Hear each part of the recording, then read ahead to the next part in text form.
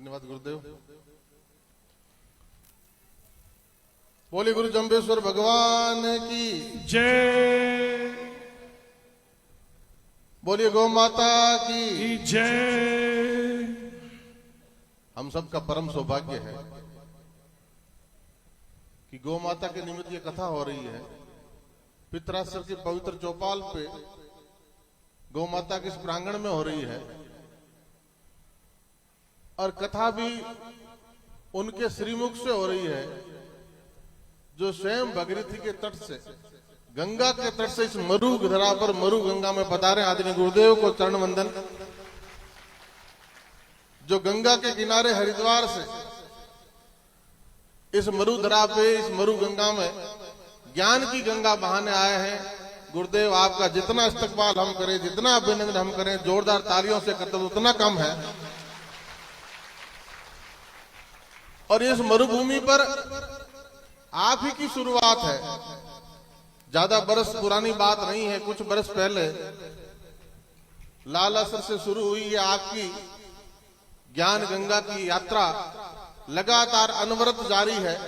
और आज पूरे राजस्थान प्रदेश के जहां जहां ये पशु प्रेमी समाज है, जहां जहां ये पर्यावरण प्रेमी समाज है, वो चाहे संगरिया से सांचौर तक के इस पूरे भूभाग में आपकी उपस्थिति, आपकी ये कथा का आह्वान, ये आपका गुरु ज्ञान, गुरु महाराज के बताए हुए मार्ग पर चलने का आह्वान हम सबको बहुत बड़ी प्रेरणा देता है, ताकत देता है। उसके लिए हम आपका जितना अभिनंदन करें उतना कम है।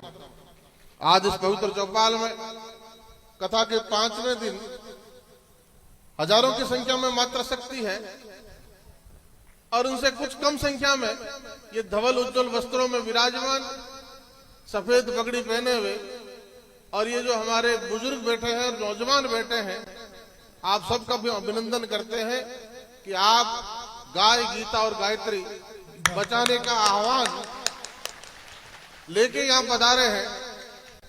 और इस गाय गीता संस्कार, संस्कृति, संस्कार को बचाने का ध्वजवाहक के रूप में अगर कोई काम करती है तो हमारी माताएं बहनें करती है, जो रंग बिरंगे कपड़ों में यहां बैठी है, वो ही नेतृत्व करती है, वो ही आगे रहती है। और गुरुदेव आप अपने श्रीमुख से जो बात कहते हैं, परिवार में नशे के प्रपंच को कम करने के लिए, नशे से परिवार को दूर रखने के लिए, परिवार को संस्कार, बेटे बेटी को संस्कार देने के लिए, पीढ़ी को, आने वाली पीढ़ी को संस्कार बनाने के लिए अगर सबसे पहली पाठशाला कोई है तो उस पाठशाला का नाम मां है, जो कि हमारे सामने बैठे। कहने में तो मां शब्द बहुत छोटा सा है, लेकिन गुरुदेव आप 7 दिन की कथा यह करें, 7 जन्म तक भी आप कथा करें। और वेदों पुराणों में भी मां की महिमा को गाया नहीं जा सका, वेदों पुराणों में भी मां की महिमा को पूरा नहीं बताया जा सका। जन्मों जन्म लग गए, भगवान भी लालायित रहते हैं कि धरती पे आए तो मां की गोद से आए। तो कहने में शब्द बहुत छोटा है मां, लेकिन मायने बहुत बड़े हैं। जननी जन्मभूमि से स्वर्गादपि गरियसी, जननी और जन्मभूमि स्वर्ग से भी महान है। भगवान राम अयोध्या आए 14 वर्ष का वनवास पूरा करके, और जब सोने की लंका को भी जीत लिया तो सबने उनसे आग्रह किया कि अब यहीं राज करें, इस सोने की लंका पर ही राज करें। तब भगवान ने कहा कि नहीं, जननी जन्मभूमि स्वर्गादपि गरियसी, जननी और जन्मभूमि स्वर्ग से भी महान है, उसका कोई मोल नहीं। आज इस मरुभूमि पर, इस कथा में हमारे बीच नगर के मेयर आदरणीय गुमान सिंह जी विराजे हैं, आदरणीय पृथ्वी सिंह जी विराजे हैं, आदरणीय पटवारी जी बैठे थे, सईराम जी बैठे हैं, और सांचौर से दूर जरा से एक पर्यावरण प्रेमी हमारे साथी पीराराम जी धायल भी हमारे बीच है। उनका भी जोरदार अभिनंदन और स्वागत हम करते हैं। और राज्य वृक्ष, जिसको कल्पत्रु कहा जाता है मरुभूमि का, खेजड़ी, ऐसा वृक्ष जो अपने नीचे फसल को और उपजाऊ करता है। दूसरे वृक्ष अपने नीचे किसी फसल को पनपने नहीं देते, लेकिन खेजड़ी ऐसा वृक्ष है जिसके नीचे फसल और ज्यादा मजबूती से ऊपर उठती है और ज्यादा उपजाऊ होती है और ज्यादा बढ़ती है। ऐसे खेजड़ी बचाने के अभियान में हम आपके आशीर्वाद लेके, आपकी ताकत लेके राजस्थान की सबसे बड़ी पंचायत में उसकी वकालत करते हैं। और हमारे जीव रक्षा के साथी मोखराम जी हो, चाहे पीरा राम जी हो, चाहे मोदी जी हो, जो लोग यहाँ बैठे हैं वो सारे अधिकारियों के समक्ष भी और कोर्ट में भी उसकी पैरवी करते हैं। उसका नतीजा भी अभी गुरुदेव ने, मोखराम जी ने और अखबारों के माध्यम से हमने पढ़ा कि हमारी पहली जीत हुई है कि माननीय न्यायालय ने खेजड़ी वृक्ष को काटने पर प्रतिबंध लगाया है और अधिकारियों की जिम्मेदारी तय की है। अगर खेजड़ी कटेगी तो हाईकोर्ट को सूचित करना पड़ेगा। तो निश्चित तौर पे इस मरुभूमि के कल्प वृक्ष को बचाने में एक बहुत बड़ा मील का पत्थर साबित होगा।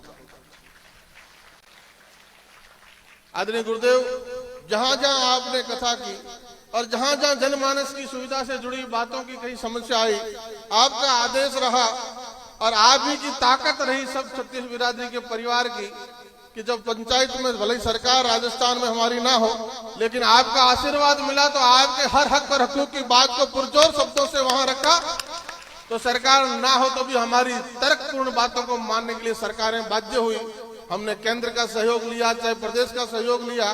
आपने जहां आशीर्वाद किया, जहां आपने आपके पैर पड़े, आपने बगरा वाले दौरे पे पवित्र गुरु महाराज के स्थान पे कथा पढ़ना प्रारंभ किया। आवागमन में लोगों को दिक्कत हुई कि रोड बननी चाहिए, वो बगरा वाला दौरे की रोड आपके आशीर्वाद से गुरुदेव बन गई। आपके आशीर्वाद से नीमड़ी धाम, जहाँ नीम के नारियल लगा दिए गुरु महाराज ने, उस नीमड़ी धाम तक दौरे पे रोड बननी चाहिए, वो भी आपके आशीर्वाद से बन गई है गुरुदेव। और मुकाम धाम, जहाँ उसका एक बाईपास हिमड़सर से सीधा समराथल तक बनना चाहिए, उसका काम भी चल रहा है, वो भी जल्दी पूरा होने वाला है। और एक दूसरा, जो हम पैदल जाते हैं मुकाम से समराथल की तरफ, तो मुकाम के मेन मुख्य गेट सुजानगढ़ सालासर रोड से 4.5 करोड़ की रोड समराथल तक डबल डिवाइडर के साथ में, वो भी स्वीकृत हो गई है। और गुरुदेव, आप इस रोड पे कथा करने आए थे, इस रोड की स्थिति भी आपने देखी है।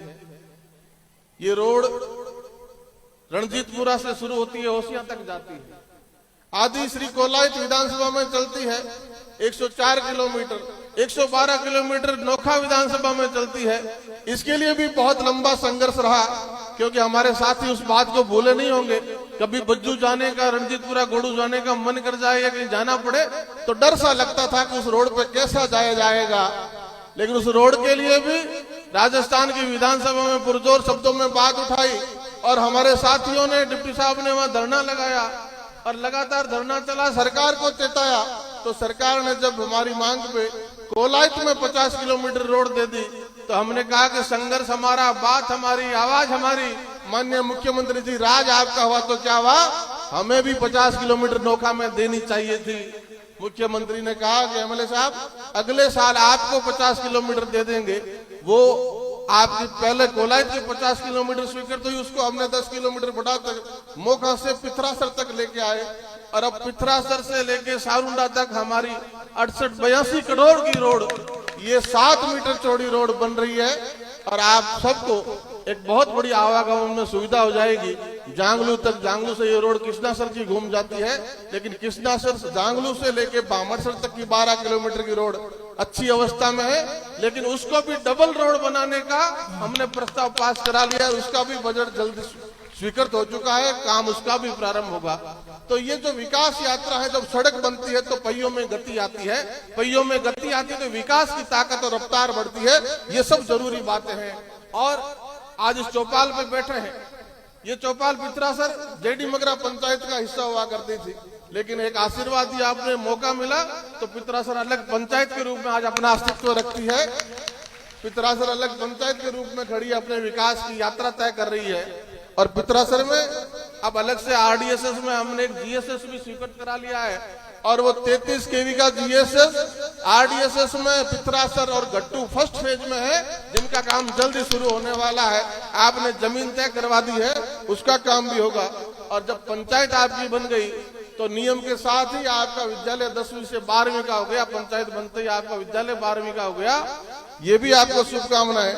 और अब नई जो रोड पलाना से लेके बरसिंगसर होते हुए मुंजासर तक आपके गांव में से होते हुए जाती है, उसका रिन्यूअल का भी पैसा हमें मिल गया और उसका भी रिन्यूअल जल्दी ही होने वाला है। गांव में हम बस्सी बास में आते थे तो चौपाल पे मांग होती थी कि यहाँ चबूतरा बनना चाहिए, वो भी 6.5 लाख रुपए लगा के चबूतरा, सुंदर चबूतरे का बस्तीवास में निर्माण हो चुका है।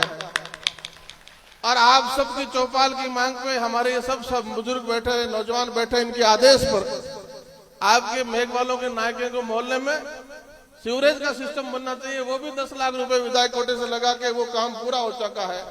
और उसी मेघवाल नायक भाइयों के और बस्तीवास के मोहल्ले में पानी का एक ट्यूबवेल बनना चाहिए, वो ट्यूबवेल भी हमारे 7.5 लाख रुपए लगा के वो ट्यूबवेल भी तैयार होकर चालू हो चुका है।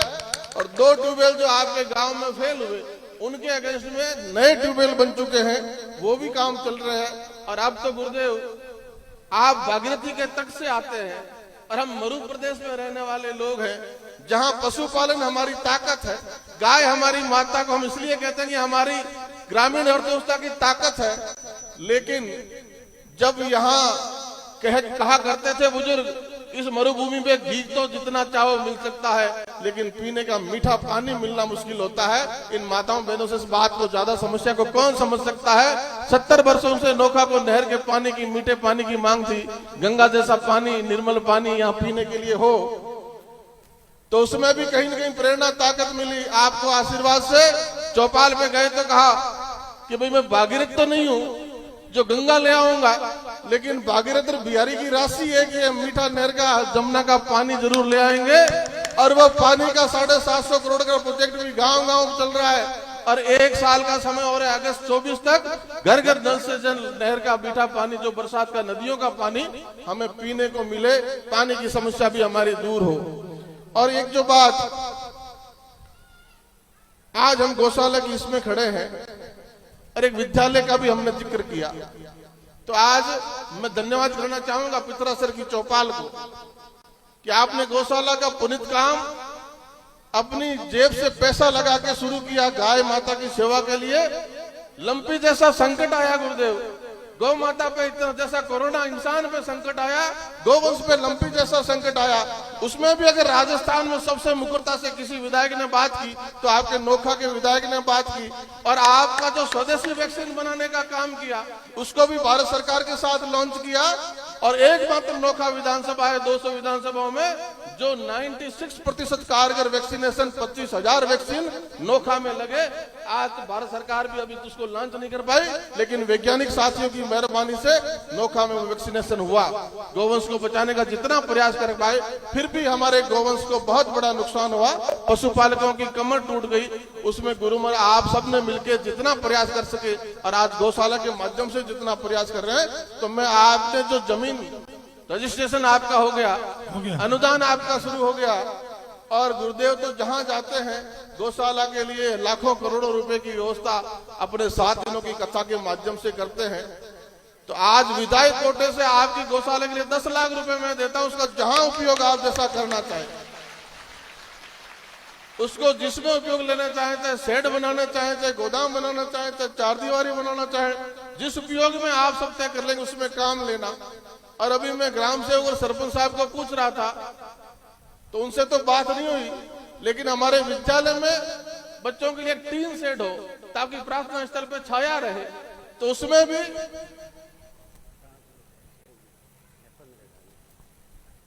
टीन शेड बनाने के लिए भी मैं पंचायत से अभी ओम जी कहने आए कि वो आधे में राजी है, आधे एमएलए कोटे दे दे, आधा पंचायत दे देगी, उसमें कर देंगे, टीन शेड हमारा बन जाए, बाकी मैं राजी कर लूंगा, चिंता मत करो। तो गुरुदेव आज आप 5वें दिन या कथा कर रहे हैं, 7 दिनों बाद, 7 दिन ये पूरी हो जाएगी, उसके बाद से अगला पड़ाव शायद सूरतगढ़ या उससे पहले। तो सूरतगढ़ में ये चमकती हुई सूरतगढ़ में भी गुरु महाराज की बताई हुई बातों का प्रचार करेंगे।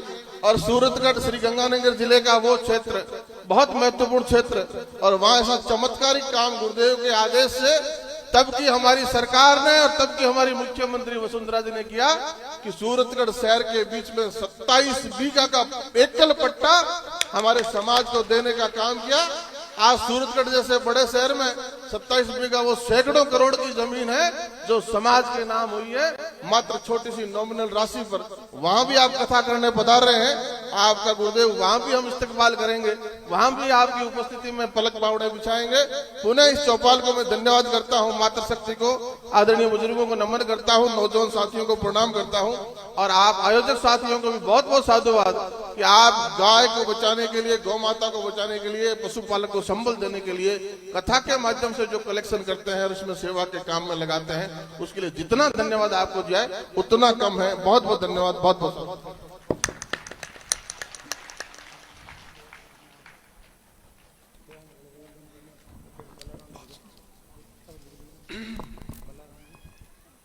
बहुत बहुत धन्यवाद, साधुवाद श्रीमान बिहारी लाल जी विधायक नोखा का। आपने शिक्षा की, संस्कार की, विकास की, सड़क की, जलहोद की, ट्यूबवेल की, जितनी भी मांगे इस जनता की थी, सदैव हमारी आवाज बने हैं विधानसभा में। तो मैं गुरु महाराज से निवेदन करूंगा कि आपको सदैव तरक्की मिले। एक बात इन्होंने जो अधूरी छोड़ दी थी, माताओं बहनों को समर्पित है और मेरी मां को समर्पित है कि मां